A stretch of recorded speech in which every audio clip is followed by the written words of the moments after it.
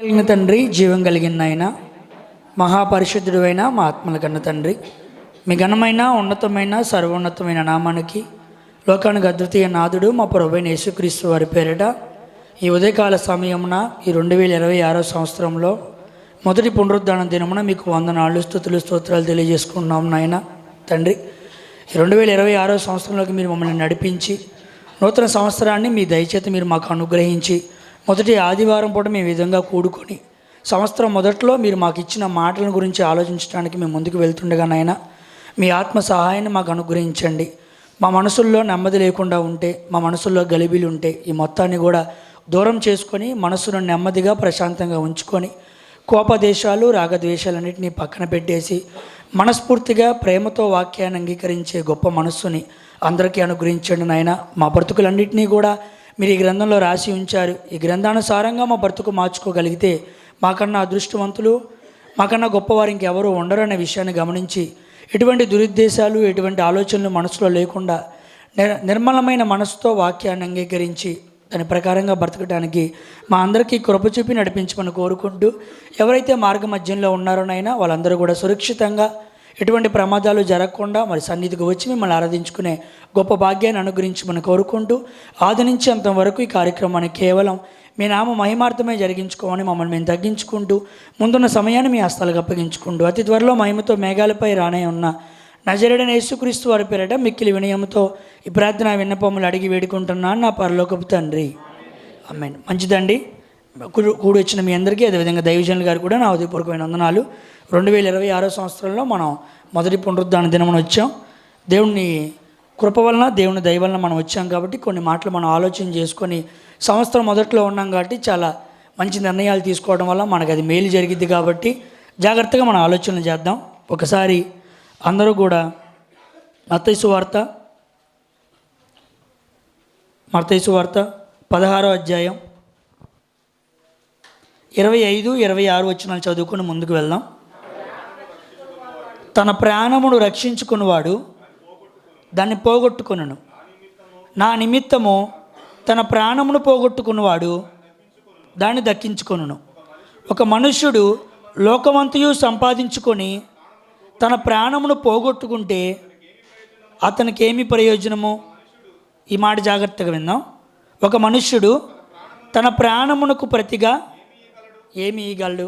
సామాన్యంగా లోకంలో ప్రభుని నమ్ముకున్న వారైనప్పటికీ, ప్రభుని నమ్ముకొనని వారైనప్పటికీ ఎవరైనా సరే పోగొట్టుకోవడం అనేది కామన్. ఏం పోగొట్టుకుంటారు? ప్రాణాన్ని అయితే పోగొట్టుకుంటారు.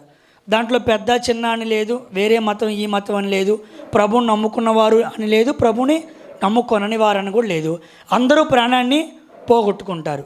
కానీ ప్రాణాన్ని పోగొట్టుకునేటప్పుడు ఒక మనిషి కూడా చేసుకోవాలి. పోగొట్టుకునే ప్రాణాన్ని ఏం చేయాలంటే సంపాదించుకోవాలి. పోగొట్టుకునే ప్రాణాన్ని ఏం చేయాలి? సంపాదించుకోవాలి.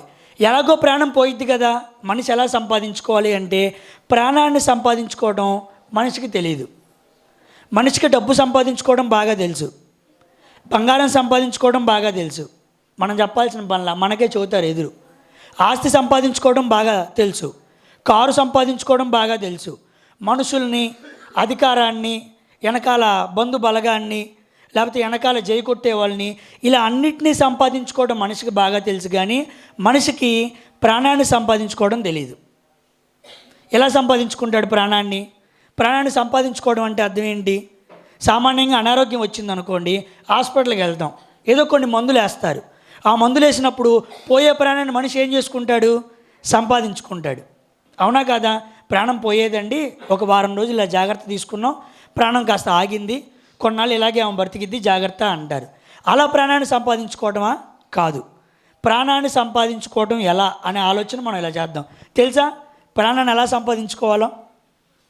నేను చెప్పేటప్పుడు మీకు ఏమైనా ముందే తెలుసా? ఇది చేస్తే ప్రాణాన్ని సంపాదించుకోవచ్చు అని ఏమైనా చెప్పగలరా? ఏం చేస్తే ప్రాణాన్ని సంపాదించుకోగలం? సామాన్యంగా బంగారం రేటు పెరుగుతుంది కాబట్టి కొనుక్కుంటే ఇప్పుడు బంగారాన్ని సంపాదించుకోగలం. అవునా కాదా? బంగారం రేటు బాగా పెరుగుతుంది. మరి ప్రాణాన్ని ఎలా సంపాదించుకుంటాం? బయట ఎక్కడైనా అమ్ముతారా? డబ్బుతో వచ్చిద్దా? ఎలా సంపాదించుకోవాలి దాన్ని ఈరోజు మనం ఆలోచన చేద్దాం. ఎలా సంపాదించుకోవాలని వచ్చాం. ఒక మనిషి భూమి మీద తన జీవిత కాలంలో 2 ప్రశ్నలకి సమాధానాలు తెలుసుకోవాలి. ఈ 2 ప్రశ్నలకి సమాధానాలు తెలియకుండా ఆ మనిషి చనిపోయాడు అంటే ఇక ఆ మనిషి జీవితానికి అర్థం ఉండదన్నమాట. ఇక వేస్ట్. వాడు ఎటువంటి వాడైనా, ఎంత డబ్బు సంపాదించుకున్నవాడైనా ఈ 2 ప్రశ్నలకి సమాధానాలు తెలియాలి. దాంట్లో మొదటి ప్రశ్న అందరికీ సమాధానాలు తెలుసు. ఆ ప్రశ్న అడిగిన వెంటనే సమాధానం వెంటనే చెప్పేస్తారు. కానీ రెండో ప్రశ్నకు మాత్రం సమాధానం తెలియదు. అసలు రెండో ప్రశ్న చాలామంది వాళ్ళని ప్రశ్నించుకోరన్నమాట. ఎక్కడో ఎవరో 2, 3 అంటే ఆ మనిషి జీవితకాలంలో ఆ రెండో ప్రశ్న ఆ మనిషిని అడిగేది ఎవరో 2, 3 ఉంటారు, మహా అయితే 4 ఉంటారు. కానీ ఆ మొదటి ప్రశ్న ఉంది చూసారా, దాన్ని 100 మంది అడుగుతూనే ఉంటారు. అంటే 2 ప్రశ్నలు ఉన్నాయి. మొదటి దాన్నేమో ప్రతి మనిషిని అందరూ అడుగుతున్నారు, కానీ రెండో ప్రశ్న మాత్రం ఎవరు అడగట్లా. అడిగితే మహాగిగా ఎవరో 2, 3 అడుగుతారు. అసలు ఏంటి ఆ ప్రశ్నలు?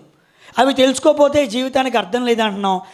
అంత అర్థం ఉందా వాటిలో అంటే, మొదటి ప్రశ్న ఏంటంటే మనం బ్రతకడానికి ఏం చేస్తాం? ప్రశ్న పేరేంటి? మనం బ్రతకడానికి ఏం చేస్తాం?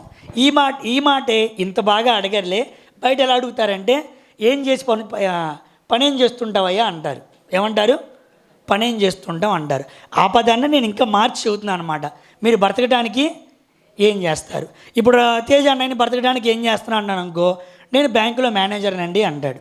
లేకపోతే ఒక నాగయ్య గారిని మేము బతకడానికి ఏం చేస్తున్నా అన్నాం అనుకో, ఏమంటాడు? నేను వెల్డింగ్ పని చేస్తున్నా అంటాడు. మీరు నన్ను అడిగారు అనుకోండి, నేను ఒక టీచర్గా పని చేస్తున్నా, నేను వేరే పని చేసుకుంటాను అని చెబుతుంటా. వేరే వ్యక్తిని అడిగాం అనుకోండి, నేను బతకడానికి బంగారం పని చేస్తున్నాను అంటాడు. ఇంకో ఆయన అడిగాను అనుకోండి, నేను బతకడానికి ఎల్ఐసి పని చేస్తున్నా. ఇంకో ఆయన అడిగితే నేను బతకడానికి బేల్దారి పని చేస్తున్నా. ఇంకో ఆయన అడిగితే నేను బతకడానికి ఆటో పని చేస్తున్నా అంటాడు. ఆటో నడుపుతున్నా అంటారు. ఫస్ట్ ప్రశ్న ఈజీగానే ఉంది కదా, మనం బ్రతకడానికి ఏం చేస్తాం? సింపుల్ ప్రశ్న అనమాట. ఇది అందరూ అడుగుతూనే ఉంటారా లేదా? బాగా అడుగుతూ ఉంటారు. ముఖ్యంగా మగపిల్లల్ని ఎక్కువగా అడుగుతూ ఉంటారు. ముఖ్యంగా పెళ్ళప్పుడు ఎక్కువగా అడుగుతుంటారు అనమాట. అర్థమైందా? చాలామంది బయట మన ప్రశ్న అడుగుతూ ఉంటారు. అర్థమైందా? ఏం పెట్టి పోషిస్తావు అంటారు. అదే మాట మార్చి అడుగుతారనమాట. ఎందుకు అడుగుతారంటే వీడు మనకన్నా తక్కువ సంపాదిస్తున్నాడా, ఎక్కువ సంపాదిస్తున్నాడా, వచ్చే డబ్బులతో మనం పంపించే అమ్మాయిని పోషించడా, నువ్వు ఆటో బాగా నడుపుతున్నాను, నాకు ఎక్కువ కట్నం కావాలంటే ఎవరు? అర్థమైందా? కాబట్టి బ్రతకడానికి ఏం చేస్తున్నావు అంటే ఎవరైనా చెబుతారు. కానీ రెండో ప్రశ్న ఏంటంటే దేనికోసం బతుకుతున్నావు? ఏంటి రెండో ప్రశ్న? దేనికోసం బతుకుతున్నావు. మొదటి ప్రశ్న ఇంగ్లీష్లో ఏమంటారంటే కెరియర్ అంటారు. ఏమంటారు? కెరియర్. ఎక్కడ ఈ మాట వింటారంటే, మీకు ఈ మాట ఎక్కువ మంది వినరు. ఎక్కడ వింటారంటే 10th క్లాస్ అయిపోయింది పిల్ల, అయిపోయిన తర్వాత ఇంటర్లో జాయిన్ చేసాం. ఇంటర్లో జాయిన్ చేసిన తర్వాత ఇంటర్ కూడా అమ్మాయి పాస్ అయిపోయింది. ఇంటర్ పాస్ అమ్మాయిన తర్వాత అమ్మాయిని డిగ్రీలో జాయిన్ చేయించాలా, సిఏలో జాయిన్ చేయించాలా, బీటెక్లో జాయిన్ చేయించాలా అని అందరినీ అడుగుతూ ఉంటావు. అడుగుతూ ఏమన్నామంటే మా అమ్మాయి కెరీర్ బాగుండాలంటే, మా అమ్మాయి జీవితం బాగుండాలంటే దేంట్లో జాయిన్ చేయించాలని అడుగుతాం అన్నమాట. దాన్నే కెరీర్ అంటారు. మొదటి ప్రశ్నకు అర్థం ఏంటి? కెరీర్. బతకడానికి మనం ఏ పని చేస్తాం అనడానికి. రెండో దాని పేరు ఏంటంటే మిషన్ అన్నమాట. ఏంటది? మిషన్. దేనికోసం బతుకుతున్నామని. ఈ 2 ప్రశ్నలకి చాలామందికి సమాధానం తెలియదు. ఈ 2 కలిపేసుకున్నారన్నమాట. ఈ రెండిటికి సమాధానాలు మనకు వేరువేరుగా తెలిస్తేనే మనం ప్రాణాన్ని సంపాదించుకోవడం అంటే ఏంటో మనకు అర్థమైంది. అర్థమైందా? బతకడానికి ఏ పని చేస్తున్నా అని అడిగామనుకోండి, బంగారం పని చేస్తున్నా అంటాం. కానీ ఎవడైనా బంగారం పని చేయడానికే బతుకుతున్నాను అంటాడా? బతకడానికి ఏం చేస్తున్నానంటే ఆ వ్యక్తిని ఏమంటాడు? ఆటో నడుపుతున్నానయ్యా అంటాడు. దేనికోసం బతుకుతున్నానంటే ఆటో నడపడానికే బతుకుతున్నావు అంటాడా? అంటారుగా. బతకడానికి ఏం పని చేస్తున్నావు అని అక్కయ్యని అడిగావు అనుకో, చెరుకు రసం బండి పెట్టుకున్నానయ్యా అని అనిద్ది. దేనికోసం బతుకుతున్నానంటే చెరుకు గడల్లో రసం తీయటానికే బతుకుతున్నాను అనిద్దా? అందనుకు ఏమైనా అర్థం ఉండిద్దా? ఏం అర్థం ఉండదు. కానీ ఈరోజు చాలామంది ఏం చేస్తున్నారంటే ఏదో పని చేయటానికే మనం పుట్టాం, ఏదో డబ్బు సంపాదించడానికే పుట్టాం, ఏదో వ్యాపారం చేయటానికే పుట్టాం అన్నట్టుగా పనిచేస్తున్నాం. అలాగే చేసుకుంటూ కూడా వచ్చాం. నీ పని ఏంటయ్యా అంటే నేను ఎలాగైనా సరే అయ్యా. ఎందుకు బతుకుతున్నావు అడిగావు అనుకో, నేను ఎందుకు బతుకుతున్నానంటే అంటే 2-3 సార్లు ఆలోచన చేసుకుంటాడు. నా పిల్లల్ని చదివించడానికి బతుకుతున్నా, నా పిల్లల్ని చదివించిన తర్వాత నేను చచ్చిపోయినా పర్లేదు అంటాడు. నువ్వు దేనికోసం బతుకుతున్నావు అని అడిగావు అనుకో, ఇల్లు కట్టాలి. ఇల్లు కట్టిన తర్వాత నేను చచ్చిపోయినా పర్లా, నా మిషన్ ఏంటి అంటే నేను ఇల్లు కట్టాలి. నా మిషన్ ఏంటి అంటే నేను పిల్లల్ని చదివించాలి. నా మిషన్ ఏంటి అంటే ఒక కారు కొనాలి. నా మిషన్ ఏంటి అంటే మా ఆవిడ మెడల నిండా వేసుకోవాలి బంగారం, అది సంపాదించాలి. అదే మిషను, దానికోసమే బతుకుతున్నాడు. కానీ అర్థం కావట్లా దేనికోసం బతకాలో. అలా బతకకుండా మనిషి కానీ చనిపోయాడంటే ఆ ప్రాణాన్ని పోగొట్టుకుంటాడు, ఆ ప్రాణాన్ని పోగొట్టేసుకుంటాడు. ఈ ఈ సబ్జెక్ట్ ఆలోచన చేసి చెప్పడం గల కారణం ఏంటంటే, మా అమ్మమ్మ గారిని సోమవారం హాస్పిటల్లో జాయిన్ చేసాం. వారం రోజులు నేను హాస్పిటల్లోనే ఉన్నా. హాస్పిటల్లో వారం రోజులు వాతావరణం చూస్తూనే ఉన్నా. ఒక ఆమెను తీసుకొచ్చారు ఆయాసంతో. ఈ చేతికి 4 ఉంగరాలు ఉన్నాయి, ఈ చేతికి 4 ఉంగరాలు ఉన్నాయి, మెడల నిండా బంగారం ఉంది. కాళ్ళకి మెట్లు ఏం పెట్టుకుంటాం మనం? వెండి పెట్టుకుంటాం. ఆమె బంగారం మెట్లు పెట్టుకుంది. అర్థమైందా? కొల్లిపర ప్రాంతంలో ఎన్ని ఆస్తులు ఉన్నాయో, ఎన్ని అరటి తోటలు ఉన్నాయో ఇంకా తెలియదంట. ఒక 30,000 20,000 అరటికాయ వస్తాయంట తొనలో. ఈరోజు అరటికాయ రేటు కూడా బాగా పెరిగింది, బాగా డబ్బులు వస్తాయంట. అయితే ఆమె దగ్గర ఎవరూ లేరు. నేను దగ్గరుండి మా అమ్మని చూసుకుంటూ ఉన్నా. ఎవరమ్మా అని అడిగింది. మా మనవడు. అమ్మ ఏంటి మనవడు చూసుకుంటాడా ఈ రోజుల్లో అని అంటుంది ఆమె. మమ్మల్ని చూసిందిలే అండి మా అమ్మమ్మ, చిన్నప్పుడు మేము చూడాలి అని చెప్పి మేము చూస్తున్నాం. ఇక అన్నయ్య వాళ్ళు అందరూ వచ్చి ప్రార్థన చేస్తున్నారు, రోజుకో రోజు వస్తున్నారు, అందరూ ఏదో ఒకటి ఇస్తున్నారు. ఏంటి వీళ్ళందరూ వస్తున్నారు ఏంటి అని ఆమె చూస్తుంది. ఎందుకు ఎన్ని అడుగుతుందంటే, ఆమె దగ్గర ఎంత ఆస్తుందంటే అంత ఆస్తుంది. ఒకడైతే 22,000 అంత పెరిగిందంట గెల రేటు. గెల మొత్తం అన్ని డబ్బులు తీసుకొచ్చి ఇచ్చి సంచిలో పెట్టి వెళ్ళాడు. సంచి చుట్టూ నిండా డబ్బులు ఉన్నాయి. వాడు ఇచ్చేసి వెళ్ళిపోయాడు. టిఫిన్ కూడా ఇవ్వాల. డబ్బులు ఆడ ఉన్నాయి, మంచం మీద ఉంది. ఇంకెవ్వరూ పట్టించుకోవడానికి రాలా, ఎవరూ ఏం చేయలే. ఇక నేనే చూసి ఇబ్బంది పడుతుందని చెప్పి అటు ఇటు తీసుకెళ్ళటం, ఎక్స్రేలకి ఆటికి తీసుకెళ్ళటం చేసాం. చాలా బాధ వేసింది. అలానే అంటున్న మాట కూర్చొని మాట్లాడతాం, ఒక వాక్యం చెప్పడానికి ప్రయత్నం చేస్తే, బాగా సంపాదించామయ్యా, బాగా సంపాదించాం. మా మగాయన అనగా నాకు అర్థం కాల. వాళ్ళ ఆయన అంట, వాళ్ళ ఆయన మగాయన అంటారు. పల్లెటూరు భాష మనకు తెలియదుగా. మా మగాయన ఎంత సంపాదించాడంటే ఆ డబ్బులు చూడు ఎంత ఉందో అనగా, డబ్బులు కట్టలు ఉన్నాయి, 500 రూపాయలు 100 రూపాయలు మచ్చలు పడి ఉన్నాయి, అరటికాయ మచ్చలు పడి ఉన్నాయి. ఎవరో వచ్చారు, మళ్ళీ డబ్బులు తీసుకుని వెళ్ళిపోయారు వాళ్ళ అబ్బాయి బ్యాంకులో వేయాలని చెప్పి. బతికామయ్యా, బాగా సంపాదించాం కానీ అని ఆమె ఏడుస్తుంది, ఏమి చెప్పలేకపోతుంది. 3 ఆడపిల్లలు ఉన్నారంట, ఒక్క ఆడపిల్ల రాలా, ఒక్క ఆడపిల్ల వండుకొని రాలా. మేము జావ తీసుకొచ్చాము, అమ్మమ్మ పోస్తున్నాం, అవి పోస్తున్నాం, అయ్యా ఆమెకు పోసాం. ఇంది జావ కాసుకొచ్చిన వాళ్ళు లేరయ్యా నాకు అంటుంది. ఏం చూసినా అదే అంటుంది. సగ్గుబియ్యం చూస్తే సగ్గుబియ్యం కాసారా, సగ్గుబియ్యం కాసుకొచ్చిన వాళ్ళు లేరయ్యా నాకు అంటుంది. భలే ప్రాణం బాధేసింది. అని ఆమె అన్న మాట, దేనికోసం బతకాలో నేను దానికోసం బతకలేనిపోయానయ్యా, పిల్లల్ని సరిగ్గా పెంచలేనిపోయానయ్యా అంది. ఇప్పుడు తన ప్రాణాన్ని ఆమె ఏం చేసుకుంది? పోగొట్టుకుంది, తగ్గించుకునిద్ది. 2 రోజుల్లో తగ్గించుకునిద్ది. ఏదో మందులు వేస్తారు, యాంటీబయాటిక్లు వేస్తారు. ఈ 2 నెలలు తట్టుకుంటే ఆయాసం తగ్గిద్ది. వచ్చే ఎండాకాలంలో చాలా చక్కగా బతికిద్ది. కానీ బతికిన ఏదో రోజు ఏం చేసిద్ది ఏమా, కన్ను మూసిద్ది. కన్ను మూసినా సరే అందరిలాగే ప్రాణాన్ని పోగొట్టేసుకుంటుంది. ప్రాణాన్ని పోగొట్టుకునే ముందు ప్రతి మనిషి ఆలోచన చేసుకోవాల్సింది ఏంటంటే, నేను దేనికోసం బతుకుతున్నాను? ఈ ప్రశ్న ప్రతి ఒక్కరు వేసుకోవాలండి. ఈ ప్రశ్న ఎవరూ వేయరు. పెళ్లి చూపులకు వెళ్ళావనుకో, నువ్వు దేనికోసం బతుకుతున్నావు అని అడగరు. మీ నాన్న కూడా నేను అడగడు, దేనికోసం బతుకుతున్నావురా అని అడగరు. ఎరా ఏం పని చేస్తున్నావు, ఏం పని చేసి బతుకుతావు రేపు అంటాడు. ఆ ఉద్యోగం చేసుకోరా, పని చేసుకోరా, అలా సంపాదించుకోరా, లేకపోతే కష్టం నీ పెళ్లి చేయలేం, ఏం పని చేసి బతుకుతావు అని నాన్న అంటాడు, అమ్మనిద్ది, చుట్టాలంటారు, బంధుమిత్రులు అంటారు, ప్రతి ఒక్కరూ అంటారు. కానీ ఎవరో పాస్టర్లు అంటే వాళ్ళు, ఎవరో దేవుడి వాక్యం తెలిసిన వాళ్ళు, దేవునికి సంబంధించిన వాళ్ళు మాత్రమే ఎవరో 4 5 అడుగుతారు ఆ ప్రశ్న. ఏంటా ప్రశ్న? దేనికోసం బతుకుతున్నామని. ఈ ప్రశ్న మనం వేసుకోవాలి. వేసుకుంటే దేనికోసం బతుకుతున్నాం మనం? మన ప్రశ్న ఏంటి? దేనికోసం బతుకుతున్నాం? ఏదో ఈ లోకంలో ఉండి ఎవరికో ఏదో చెయ్యాలన్నట్టుగా ఎందుకు పనుల్లో అంత బాగా నిమగ్నం అయిపోతున్నాం మనం? ఏదో పని చేయటానికే పుట్టాంరా అన్నట్టుగా ఎందుకున్నాం? బైబిల్లో కూడా ఆ మాట ఉండిద్ది. ఏదో పాపానికి దాసులైపోయి అది చేయిపోతే మనం బతకలేం. ఏదో కొడుకు పెళ్లి చేయకపోతే ఇక నన్ను జీవితంలో ఏదో అనేస్తారని చెప్పి కొడుకు పెళ్లి చేయాలి అని దానికోసమే తిరుగుతూ ఉండిద్ది. నీకు వచ్చింది తెలుసా? తల్లులుగా మీరున్నా లేకపోయినా వాళ్ళ పెళ్ళేం ఆగదు. అర్థమైందా? తల్లులుగా నువ్వు ఉన్నా లేకపోయినా కొడుకుల పెళ్ళేం ఆగదు. తల్లులుగా నువ్వు ఉన్నా లేకపోయినా ఏది ఆగదు. ఏదో మనం ఉంటేనే అన్నీ జరుగుతాయి, మనం లేకపోతే ఏది జరుగుతుంది నువ్వు అనుకుంటున్నావు. అమ్మో నేను చదివించుకోవాలండి, నా పిల్లల్ని చదివించుకోకపోతే నువ్వు చచ్చిపోయినా చదువుతాడు ఆడు, నువ్వు బతుకున్నా చదువుతాడు. చదువాడికి ఇంపార్టెంట్ అని తెలిసినప్పుడు తల్లున్నా తండ్రున్నా ఏం ఆగడు. మా తల్లిదండ్రులు ఎప్పుడో చనిపోయారు, నేను జాగ్రత్త పడలేదా, చదువుకోలేదా? దేవుడి వాక్యాన్ని మాకు అందించబడింది. వాళ్ళు ఉన్నా లేకపోయినా దేవుని వాక్యం అనే భయం ఉంది, మేము జాగ్రత్తగా కుటుంబాలని కట్టుకోగలిగాం. కాబట్టి బ్రతకడానికి ఏం చేస్తున్నామో ప్రతి ఒక్కరికి బాగా తెలిసిపోయింది. రకరకాల పనుల్లో మంచిగా పని చేసుకుంటూ ఉన్నారు, దేవుడిచ్చిన జ్ఞానంతో ముందుకు వెళ్తూ ఉన్నారు. కానీ దేనికోసం బతుకుతున్నాం? ఈ ప్రశ్న వేసుకుంటూనే వస్తున్నాం. దేనికోసం బతుకుతున్నామో అర్థం కావట్లా. వేసుకున్న ప్రశ్న, దేనికోసం బతుకుతున్నాను నేను? దేవుడి కోసం ఏమైనా బతుకుతున్నాం? మనం ఇన్ని సంవత్సరాలు గడిచినాయి, మనం ఎన్ని మార్చుకున్నాం? ఏ లక్షణాలు మార్చుకున్నాం? 2026 సంవత్సరంలో దేవుడు ఏదో చేద్దామంటున్నారు కదా, కాసేపు దాన్ని పక్కన పెడితే 2025 ఒకసారి పేపర్ తీసుకొని 2025లో ఇదిగో నేను దీన్ని జయించాను అని మీరు రాయండి చూద్దాం. నువ్వేం రాస్తావు? నువ్వేం రాయగలవు? మొదలు పెడదాం.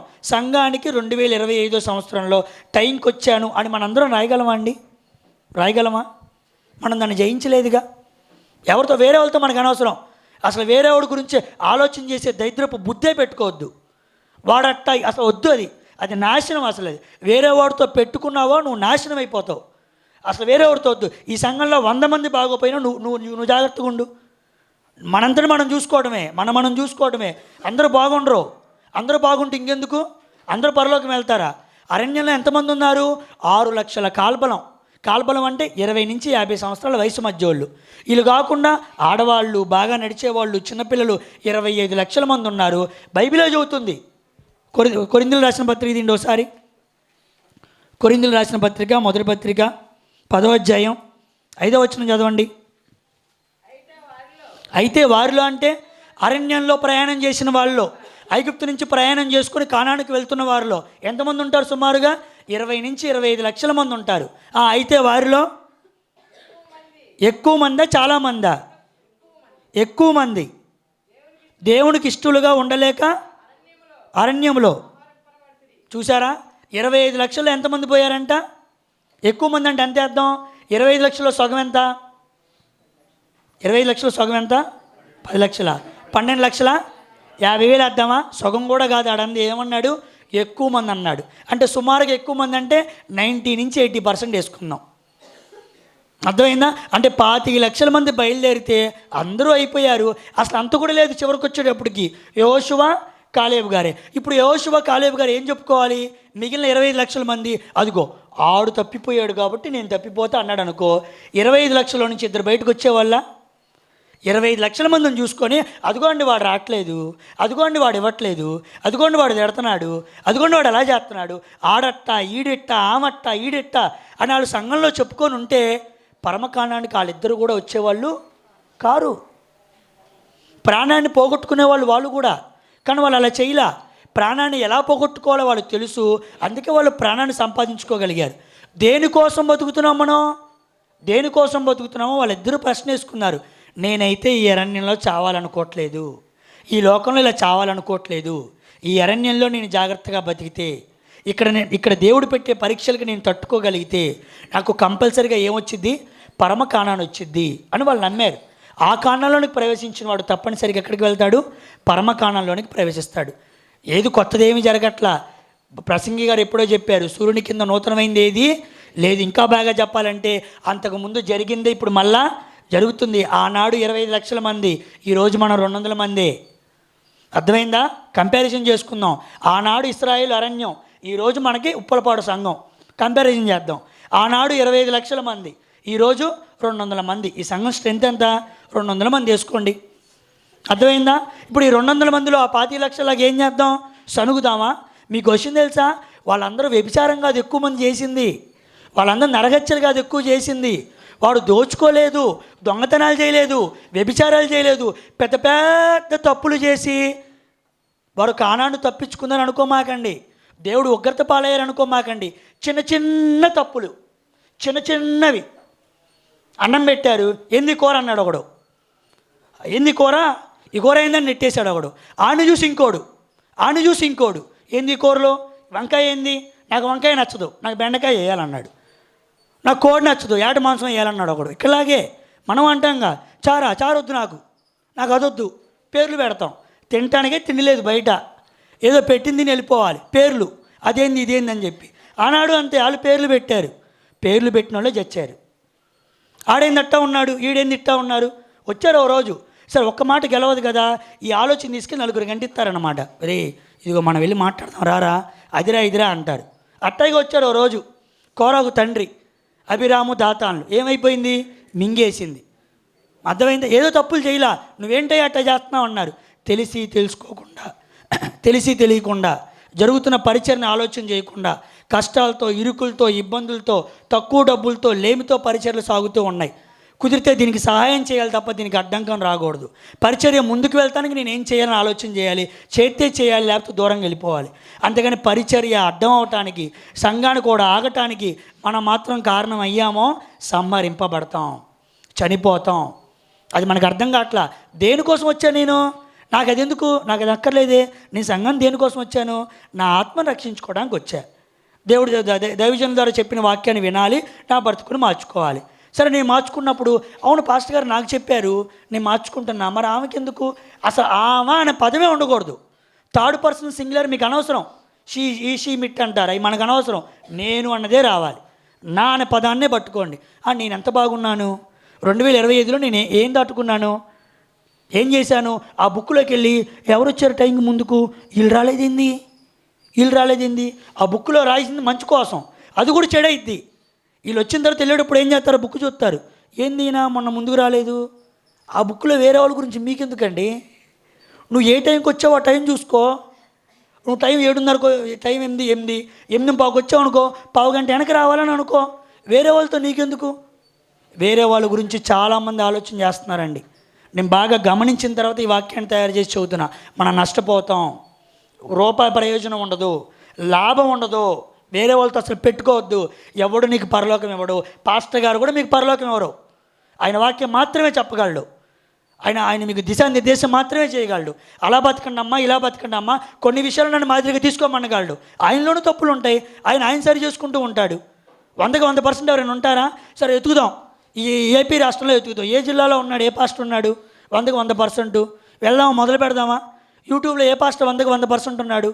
ఎక్కడా లేరు. ఎవరిలో అయినా స్ట్రగుల్స్ ఉంటాయి, ఎవరిలో అయినా హోల్స్ ఉంటాయి, డిస్ట్రాక్షన్స్ ఉంటాయి, డిఫెక్ట్స్ ఉంటాయి. వాటిని సరి చేసుకుంటూ ఆ లోపం నాలో ఉండకూడదు, ఆ తప్పు నాలో ఉండకూడదు. ఇదిగో వాడు సంఘానికి లేటుగా వస్తున్నాడు, నేనైతే అనిపించుకోకూడదు ఆ మాట.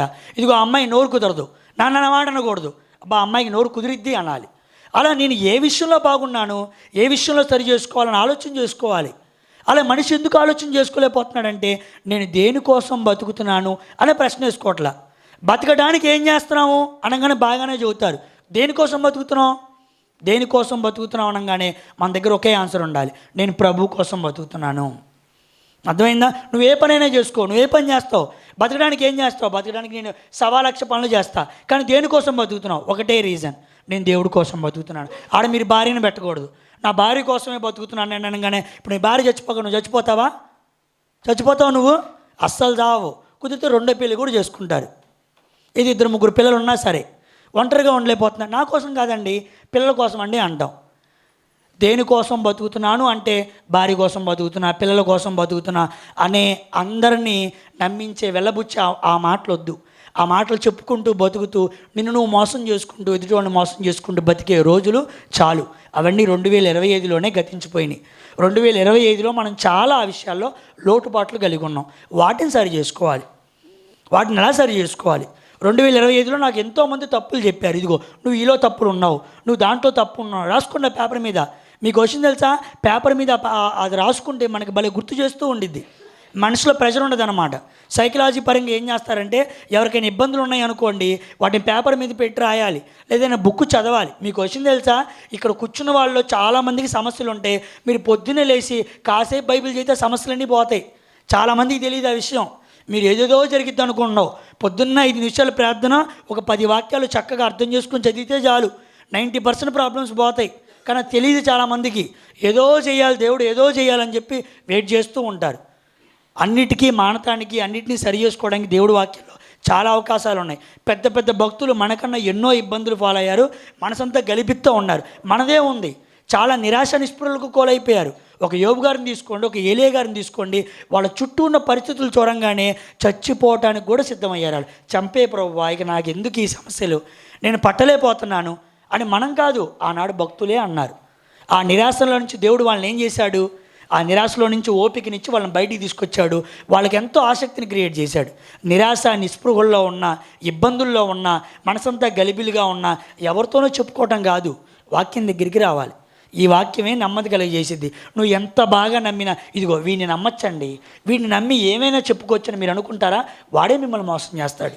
ఎవరికి చెప్పాల్సిన పని లేదు. మీరు దేవుడు వాక్యం దగ్గరికి రండి, దేవుడి మీద ఆధారపడుతూ నేర్చుకోండి. ఈరోజు ఎక్కువ మంది ఎవరు దేవుడి మీద ఆధారపడట్లా. ఈరోజు ఫోన్ ఓపెన్ చేసి చూస్తే ఎక్కువ మంది యూట్యూబ్ ఓపెన్ చేసి చూస్తే అనవసరమైన చూసే వాళ్ళే ఉంటారు. ఒక్కసారి అందరూ ఫోన్లు తీసుకొని హిస్టరీ ఓపెన్ చేస్తే, ధైర్యంగా ఫోన్ ఇచ్చి నా హిస్టరీ ఓపెన్ చేసుకుని చూడు, ఇక్కడ అన్ని వాక్యాలే ఉంటాయని ఎవడు అనగలడు? నేను అనగలట. అలా మనం చెప్పగలగాలి. దేనికోసం బతుకుతున్నామో మనకు తెలియాలి. అద్భుతమైన వాక్యాలు చెప్పేవాళ్ళు ఉన్నారు, గొప్పగా వాక్యం ఆలోచన చేసేవాళ్ళు ఉన్నారు. పరిస్థితులన్నీ మారిపోతున్నాయి, కొత్త కొత్త రోగాలు వచ్చేస్తున్నాయి. దేనికోసం బతుకుతున్నామో మనం ఒక ప్రశ్న వేసుకోవాలి. అందరూ ప్రాణాన్ని పోగొట్టుకుంటారు. అందరూ పోగొట్టుకునే విధంగా నువ్వు పోగొట్టుకుంటే నష్టపోతాం. తన ప్రాణమును పోగొట్టుకున్నవాడు అయిపోతాడు. తన ప్రాణాన్ని దేవుడి కోసం పోగొట్టుకోవాలి. ఎందుకంటే ప్రాణములకు మించి ప్రతిగా మనిషి ఏది ఇవ్వలేడు. ఏదైనా కష్టమే. ప్రాణం చూస్తుంటేనే చాలా భయం వేస్తుంది. ఆమెను ఆ కండిషన్లో ఆ బెడ్ మీద అలా చూసినప్పుడు ఆ పరిస్థితి, అక్కడికి నేను వెళ్తే ఒకవేళ నాకే అనారోగ్యం వచ్చింది, నేనే ముందు చనిపోవడానికి అక్కడికి వెళ్తే ధైర్యంగా నేను దేనికోసం బతికాను అనే ప్రశ్న వేసుకుంటే, నేను ఎంతోమందికి వాక్యం చెప్పాను, ఎంతోమందిని సరిచేశాను, ఎంతోమంది నిరాశ నిస్పృహలో ఉన్న బయటికి తీసుకొచ్చాను, చాలామందికి వాక్యం చెప్పాను, వాక్యానుసారంగా బతకడానికి ప్రయత్నం చేశాను అని మనం అనుకోగలమా? మరణ పడకల మీదకి వెళ్ళినప్పుడు మన సాక్ష్యం ఎలా ఉండిద్ది? గట్టిగా చెప్పగలవా నువ్వు? చాలా భయపడతారండి. గుర్తుపెట్టుకోండి. అంతా బాగున్నాయి కాబట్టి మీకు ఏం అర్థం కావట్లా. ఒక షుగర్ అని, ఒక అవని ఇవన్నీ మనం వచ్చినప్పుడు వీటికే గలిబిలైపోతున్నాం. ఇంకా ప్రాణాంతకరమైన రోగాలు చాలా వస్తాయి. కన్ను మూసి తెరిచేలో ప్రాణం అయిపోయింది. తీసుకెళ్ళిపోయి మరణ పడకల మీద పెట్టినప్పుడు మీ ఆవిడే మీ పక్కన ఉండేది, ఎవరు ఉండరు. వాళ్ళైనా పాస్టర్ గారైనా మేమైనా వచ్చి ఏం చేస్తాం? ప్రార్థన చేస్తాం, తగ్గించమని కోరుకుంటాం. ఒకళ్ళు మరణించామనుకోండి, ఇక పరదేశులమైన ఆ పాటలు తీసుకొచ్చి స్పీకర్లు వేసి తీసుకెళ్తాం. ప్రయోజనం ఏమీ ఉండదు. గుర్తుపెట్టుకోండి, భూమి మీద బ్రతకటానికి మనం వచ్చాం అంతే. ఏదో పని చేసి బతకాలి అంతే మనం. అంతేగాని పని చేయటానికే వచ్చారా నేను, వ్యాపారం చేయడానికే పుట్టారా నేను, షాపులో కూర్చోటానికే పుట్టా నేను, పని చేయడానికే పుట్టా, డబ్బు సంపాదించడానికే పుట్టా, దానికోసమే బతుకుతున్నా అన్నట్టుగా మాత్రం పనులు పెట్టుకోమాగండి. ఆ పనులు మనకు పరలోకం ఇవ్వవు. అర్థమైంది? నేను పని చేయొద్దనట్లా, పని చేయొద్దని బైబిల్ కూడా చెప్పట్లా. అప్పుడు మనం సోమరిపోతులు అవుతాం. మీకు వచ్చింది తెలుసా? ఆ తేడా మనకు అర్థం కావాలి. ఇప్పుడు మీకు కంపారిజన్ చేసి నేను ముగిచ్చేస్తాను. పౌలు గారు పని చేశారు భూమి మీద. పౌలు గారు ఏ పని చేసి బతికారు? కానీ పౌలు గారు దేనికోసం బతికారు? చూసారా? రెండింటికి తేడా అర్థమవుతుందా? ఇప్పుడు ఇంకోరిని తీసుకొస్తా, జాగ్రత్తగా చెప్పాలి. పేతురు గారు ఏ పని చేసి బతికారు? చేపలు పడుతూ బతికారు. తర్వాత పేతురు గారు దేనికోసం బతికారు? దేవుడి కోసం బతికారు. అంతెందుకు ఇప్పుడు యేసుక్రీస్తు వారిని తెద్దాం. యేసుక్రీస్తు వారు ఏ పని చేసుకుంటూ బతికారు? వడ్రంగి పని చేసుకుంటూ బతికారు. యేసుక్రీస్తు వారు దేనికోసం బతికారు? దేవుడి పని కోసం బతికారు. ఆయన పని తుదముట్టించుటయే నాకు పానమును ఆహారమునై ఉందన్నారు. మనం ఏం పని, బతకటానికి ఏం పని చేస్తున్నాం అన్న ప్రశ్న వేరుగా ఉండాలి. దేనికోసం బతుకుతున్నాను అంటే వేరుగా ఉండాలి. నన్ను అడగండి, బతకడానికి నువ్వేం చేస్తున్నావు? నేను మా మామయ్య దగ్గర సాయంత్రం పని చేస్తాను, పొద్దున పూట క్లాసులు చెప్పుకుంటూ ఉంటా టీచర్గా. ఇప్పుడు ఇటు వచ్చి దేనికోసం బతుకుతున్నాను అనగా నేను చెప్పాలి, నేను క్రీస్తు కోసం బతుకుతున్నా అని చెప్పాలి. ఇది అటు అది ఇటు కలపకూడదు. ఎడం పక్క అడిగిన ప్రశ్నకి చాలా చక్కగా చెప్పాలి. బతకడానికి ఏం చేస్తున్నావు? అది నా కెరీర్. దేనికోసం బతుకుతున్నావు? అది నా మిషన్, నాకు దేవుడు అప్పచెప్పి వెళ్ళాడు. అర్థమైందా? మనం కూడా మిషన్లు చేస్తూ ఉంటాం. మన ఆర్మీ వచ్చి ఏం చేసింది? పాకిస్తాన్ వాళ్ళు మనల్ని వచ్చి చంపేశారా జమ్మూ కాశ్మీర్లో? అప్పుడు పాకిస్తాన్ మీద భారతదేశం ఏం చేసింది? ఆపరేషన్ సింధూర్ అనే మిషన్ చెప్పిందనమాట. మిషన్ అంటే మన కోసం మనం బతకడం కాదు, మన మీద ఒక నాయకుడు ఉంటాడు, మన మీద ఒక లీడర్ ఉంటాడనమాట. ఆయన చెప్పినట్టు బతకాలి. దాన్ని మిషన్ అంటారు. ఇంగ్లీష్లో సినిమాలు కూడా తీస్తూ ఉంటారు మిషన్ అని చెప్పి. ఈరోజు ఇక్కడికి వెళ్ళి ఆ పని నెరవేర్చుకురా అంటారు. ఇక వాళ్ళు అక్కడికి వెళ్ళిపోయి పని చేసుకుని రావాలన్నమాట. కాబట్టి బతకడానికి ఏ పని చేస్తున్నామో వేరుగా ఉండాలి, దేనికోసం బతుకుతున్నామో వేరుగా ఉండాలి. ఈ రెండింటినీ మాత్రం కలిపేసుకుంటే కలగూర గంప అయిపోయిద్ది. దేనికోసం బతుకుతున్నామో అని తెలియక, నెమ్మది లేక ప్రాణాన్ని పోగొట్టుకుంటాం. దయచేసి 2026లో ఈ ప్రశ్న జాగ్రత్త గుర్తుపెట్టుకోండి.